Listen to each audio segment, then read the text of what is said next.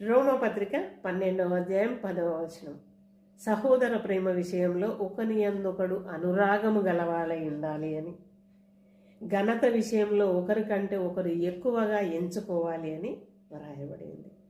అదేవిధంగా ఫిలిప్పీ పత్రిక 2వ అధ్యాయం 3వ వచనంలో కూడా మనకు కనబడుతుంది, ఒకరికంటే ఒకరు యోగ్యులని ఎంచుకోవాలి అని.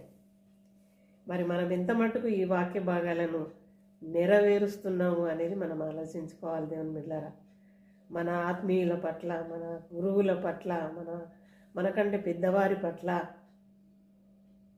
చిన్నవారి పట్ల కూడా ఒక్కొక్కసారి మనము తగిన గౌరవాన్ని చూపించాలి. మరి ఎంత మట్టుకు మనము ఈ వాక్య భాగాన్ని నెరవేరుస్తున్నాము ఆలోచించుకుందాము. ఒకరికంటే ఒకరు యోగ్యులు అని ఎంచుకోవాలన్నట, ఒకరికంటే ఒకరు ఎక్కువ అని ఎంచుకోవాలన్నట. మరి అలా మనం ఉన్నామా దేవుని బిడ్డలారా? నాకు తెలిసి లూకాసు వార్త 1వ అధ్యాయము 39వ వచనం నుండి 56 మటుకు మనం చూసినట్లయితే 2 స్త్రీలను నేను ఎరుగుదును. మరి వాళ్ళు మరియమ్మ, ఎలిజబెత్ అమ్మలు.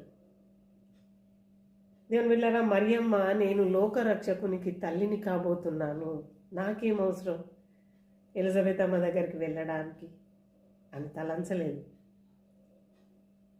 మరి వయోవృద్ధురాలు, దూత చెప్పింది గర్భవతి అయింది అని, కనుక పెద్ద వయసు ఆమె, నా సహాయం ఏమన్నా తనకు అవసరమేమో అని తలంచి మరియా వెంటనే అని ఉంటుంది వాక్యంలో.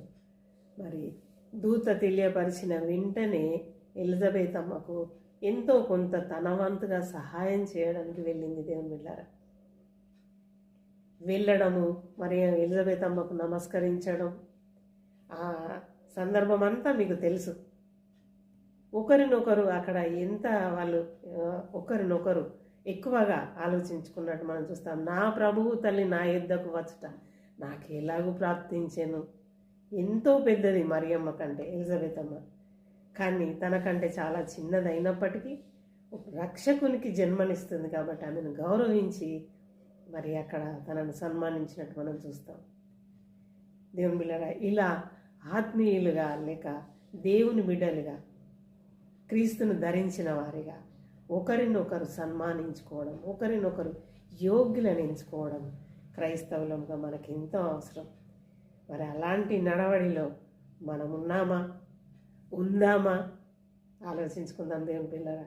మరి ఈ క్రిస్మస్ దినాలలో దేవుని బిడ్డలను మనం దృష్టిలో పెట్టుకొని వారిలాగా మనం ఉండడానికి